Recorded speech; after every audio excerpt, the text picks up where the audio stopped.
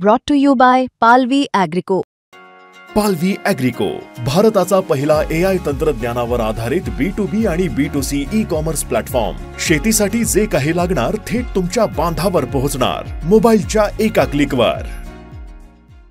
सध्या राज्यात पाऊस थांबल्याची स्थिती दिसतेय. आज तर मुंबईमध्ये चक्क ऊन पडल्याचं सुद्धा बघायला मिळालं. मात्र एकीकडे असं चित्र असलं तरी महाराष्ट्राच्या दिशेने एक मोठं संकट सरकतंय का असा प्रश्नचिन्ह निर्माण होतोय. कारण बंगालच्या उपसागरात आणि अरबी समुद्रामध्ये लो प्रेशर एरिया क्रिएट झालेला आहे. कमी दाबाचा पट्टा तयार झालेला आहे आणि त्याचा परिणाम म्हणून महाराष्ट्रावर सुद्धा पावसाचं सावट पुढचे काही दिवस असणार आहे का असा सुद्धा प्रश्न उपस्थित होतोय. तर नक्की काय स्थिती इथून पुढचे काही दिवस असणार आहे?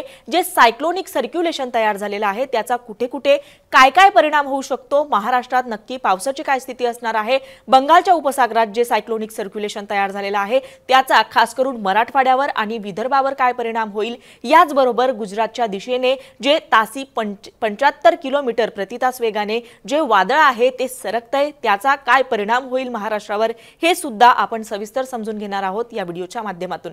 नमस्कार, मी छाया आणि आपण पाहताय वेदर रिपोर्ट. तर सर्वात आधी आपण आजची सॅटेलाइट इमेज बघणार आहोत ज्याच्या माध्यमातून आपण सागरी वाऱ्यांची नक्की काय स्थिती आहे, सायक्लोनिक सर्क्युलेशनची नक्की काय स्थिती आहे ते आपण आणखी विस्तृतपणे समजून घेऊ शकतो. तर इकडे आपण बघू शकतो बंगालच्या उपसागरात हे जे सायक्लोनिक सर्क्युलेशन आहे, कमी दाबाचं क्षेत्र तयार झालेलं आहे, त्याचा मोठ्या प्रमाणात परिणाम साऊथ इंडियाच्या काही राज्यांवर होतोय. खास करून इथे ओडिशा जे राज्य आहे त्याच्यावर मोठ्या प्रमाणात आता पाऊस कोसळतोय. तुफान स्वरूपाचा पाऊस तिथे कोसळतोय. त्यामुळे नागरिकांचं मोठ्या प्रमाणात नुकसान ओडिशामध्ये गेल्या काही दिवसांमध्ये झालेलं आहे. याचबरोबर वाहतूक सेवा सुद्धा तिथली विस्कळीत झालेली आहे. याचबरोबर ओडिशा राज्याला लागून जे राज्य आहेत तिथे सुद्धा हवामान खात्याकडून अलर्ट देण्यात आलेला आहे. याचबरोबर मी मगाशी उल्लेख केल्याप्रमाणे अरबी समुद्रात जे कमी दाबाचं क्षेत्र तयार झालेलं आहे, जे ताशी 75 किलोमीटर प्रति तास वेगाने गुजरातच्या दिशेने सरकतंय, त्याचा सुद्धा कुठेतरी महाराष्ट्राच्या वातावरणावर परिणाम होण्याची शक्यता हवामान खात्याकडून वर्तवली जाते. आता ह्या सगळ्याचा अंदाज घेत नक्की हवामान खात्याने काय ट्विट केलेलं आहे ते सुद्धा आपण पुढच्या ग्राफिक्सच्या माध्यमातून समजून घेऊ शकतो. इंडियन मेट्रोलॉजिकल डिपार्टमेंटचं हे ट्विट आहे ज्यामध्ये सांगण्यात आलेलं आहे, the depression over interior Odisha moved north-northwestwards with a speed of 15 km/h during past 6 hours.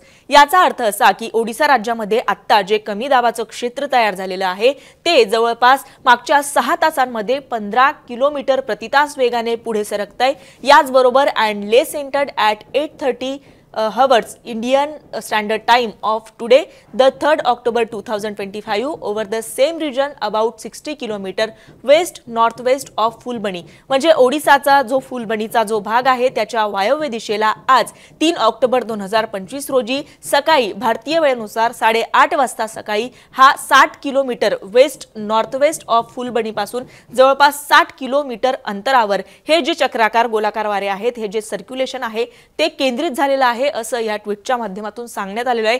आणखी एक इंडियन मेट्रोलॉजिकल डिपार्टमेंटचं हवामान खात्याचं ट्विट आहे ज्यामध्ये याविषयी आणखी अधिक माहिती दिलेली आहे. त्यामध्ये सांगण्यात आलेलं आहे, the deep depression over north east Arabian sea moved northwestwards with a speed of 12 km/h during last 6 hours. याचा अर्थ असा की नॉर्थ ईस्ट म्हणजे उत्तर पूर्व अरबी समुद्रामध्ये जे कमी दाबाचं क्षेत्र तयार झालेलं आहे ते वायव्येच्या दिशेने 12 किलोमीटर प्रति तास वेगाने मागच्या 6 तासांमध्ये सरकलेलं आहे. याचबरोबर अँड ले centred at 8:30 hours Indian standard time of today, the 3rd October 2025, over the same region near latitude 21.5 north and longitude 67.0 east, about 240 km west out west of Dwarka. याचा अर्थ असा की द्वारकाच्या पश्चिमेला 240 किलोमीटर अंतरावर 21.5 उत्तर अक्षांश आणि 67.0 पूर्व रेखांशला हे जे सर्क्युलेशन आहे ते तयार झालेलं आहे. हे जे सर्क्युलेशन आहे ते सरकलेलं आहे असं सुद्धा या ट्विटच्या माध्यमातून हवामान खात्याने म्हटलेलं आहे. या संदर्भात हवामान खात्याने आणखी नक्की काय ट्विट करत माहिती दिलेली आहे ते सुद्धा या ट्विट्समधून आपण समजून घेऊ शकतो. तर ऑल इंडिया वेदरचं हे ट्विट आहे ज्यामध्ये सायक्लोन अलर्ट देण्यात आलेला आहे आणि सांगण्यात आलेलं आहे, depression over Arabian sea intensified into tropical cyclone. This will move away from Gujarat for next 36 hours.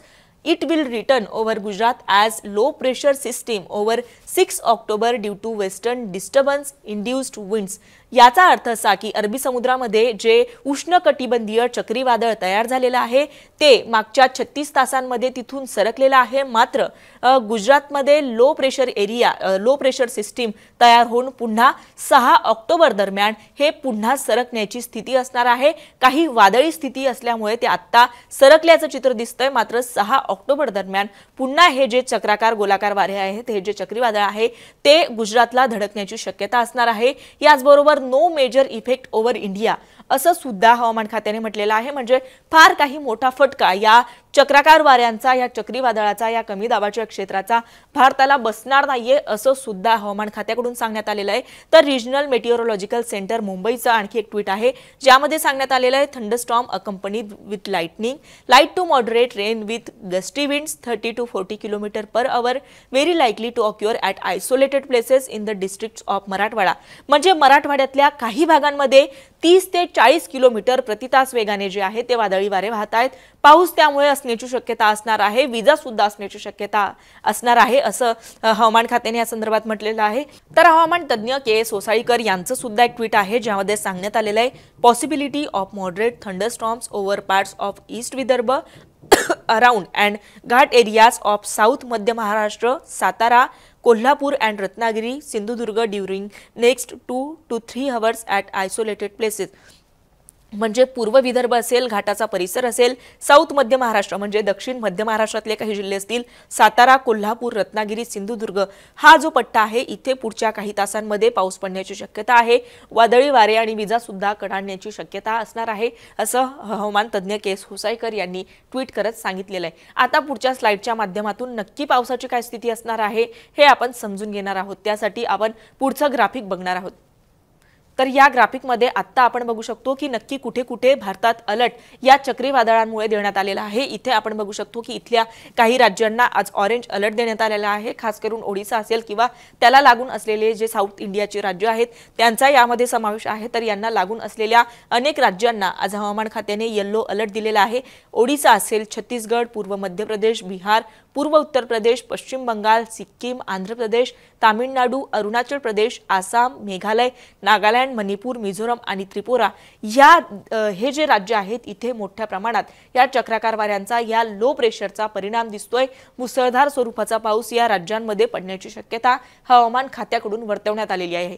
आता ह्या सगळ्याचा अंदाज घेत महाराष्ट्रात नक्की काय स्थिती वातावरणाची असणार आहे ते सुद्धा आपण पुढच्या ग्राफिक्सच्या माध्यमातून समजून घेऊ शकतो। तर आजच्या तारखेचा 3 ऑक्टोबरचा हा मॅप आहे ज्यामध्ये आपण बघू शकतो की आज महाराष्ट्रातल्या काही भागांना येलो अलर्ट आज हवामान खात्याकडून देण्यात आलेला आहे।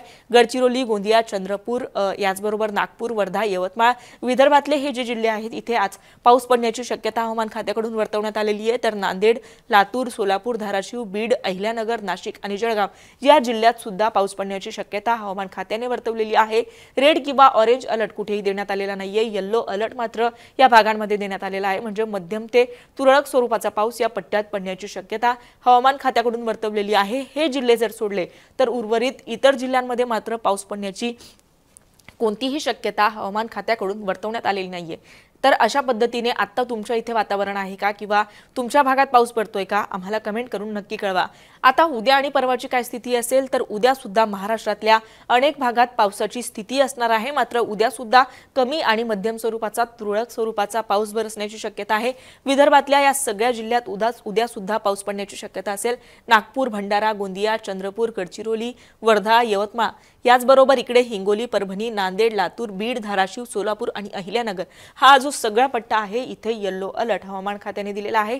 येलो झोन मध्ये हे जे सगळे जिल्हे आहेत ते हवामान खात्याकडून देण्यात आलेले आहेत। हे जिल्हे जर सोडले तर उर्वरित महाराष्ट्रातल्या इतर जिल्ह्यांना मात्र कोणताही अलर्ट हवामान खात्याकडून देण्यात आलेला नाहीये। 5 तारखेची काय स्थिती असेल तर 5 तारखेला विदर्भातले जिल्हे जर सोडले तर उर्वरित कुठेही पावसाचा कोणताही अलर्ट हवामान खात्याने दिलेला नाहीये। 5 तारखेला गडचिरोली, गोंदिया, चंद्रपूर, वर्धा, नागपूर, अमरावती, अकोला, बुलढाणा आणि वाशिम याचबरोबर यवतमाळ या पट्ट्यात पाऊस पडण्याची शक्यता असणार आहे। मात्र इथून पुढच्या तिसऱ्या दिवशीही म्हणजे 5 ऑक्टोबरलाही येलो अलर्ट हवामान खात्याने दिलेला आहे। कमी ते मध्यम स्वरूपाचा पाऊस पडण्याची शक्यता 5 तारखेला सुद्धा वर्तवण्यात आलेली आहे। आता 6 आणि 7 ऑक्टोबरची नेमकी काय स्थिती असेल तर 6 आणि 7 ऑक्टोबरला महाराष्ट्रात कोणत्याही जिल्ह्याला कोणताही अलर्ट हवामान खात्याने दिलेला नाहीये। मात्र सध्या हवामान खात्याने कोणताही अलर्ट या 2 दिवशी दिलेला नसला तरी वातावरणाची स्थिती जी आहे ती सातत्याने बदलत असते, ढगांची पावसाची स्थिती बदलत असते। याचबरोबर अरबी समुद्रात आणि बंगालच्या उपसागरात आता जी सिच्युएशन आहे, जी स्थिती आहे चक्रीवादळाची, सायक्लोनिक सर्क्युलेशनची, ती सुद्धा सातत्याने बदलतीये।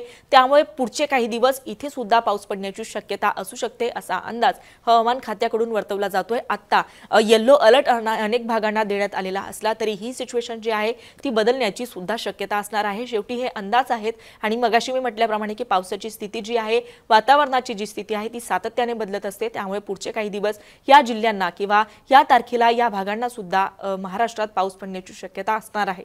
तर अशा पद्धतीने आता चक्रीवादळाची नेमकी काय स्थिती आहे, पावसाची नेमकी महाराष्ट्रात आणि संपूर्ण देशात काय स्थिती आहे, हे आपण या इमेजेसच्या माध्यमातून याचबरोबर ट्विटच्या माध्यमातून समजून घेतलेलं आहे। तुम्हाला या संदर्भात आणखी काही प्रश्न असतील तर आम्हाला कमेंट करून नक्की कळवा आणि मुंबई तकला जर आपण नवीन असाल तर मुंबई तक चॅनलला सबस्क्राइब करायला विसरू नका। हा व्हिडिओ पाहिल्याबद्दल धन्यवाद।